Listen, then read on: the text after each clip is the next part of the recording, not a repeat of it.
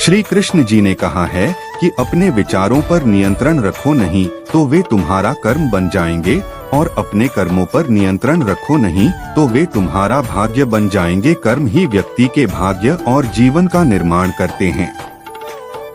सृष्टि में कोई भी व्यक्ति बिना कर्म किए नहीं रह सकता है।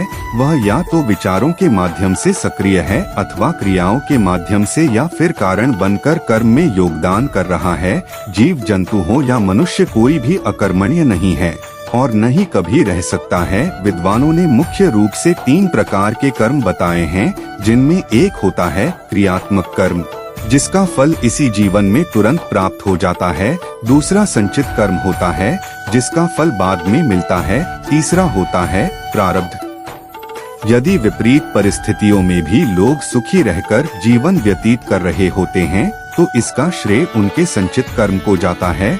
जब रावण अपने जीवन में अत्यधिक शक्तिशाली एवं सुखी था, तब यह उसके संचित कर्म का परिणाम था, मगर उसी रावण के घर कोई दिया जलाने वाला तक नहीं रहा, तो यह उसका प्रारब्ध था। श्री कृष्ण जी ने कहा है कि अपने विचारों पर नियंत्रण रखो, नहीं तो वे तुम्हारा कर्म बन जाएंगे, और अपने कर्मों पर नियंत्रण रखो, नहीं तो वे तुम्हारा भाग्य बन जाएंगे।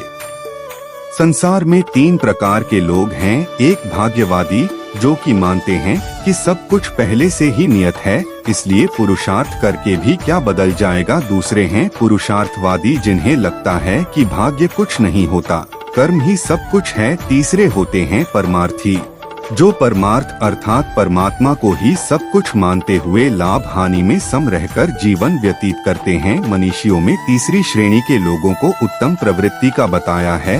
ऐसे व्यक्ति किसी भी परिस्थिति में आनंदमय अर्थात शांत भाव से जीवन यापन करते हैं।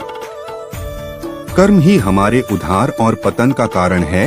कर्म ही हमारे जीवन की दिशा और दशा तय करता है। हम सबको सदैव हानि पहुंचाने वाले कर्मों से दूरी रखते हुए अच्छे कर्मों का वरण करना चाहिए। अंत में यह वीडियो यही समाप्त करते हैं। राधे राधे।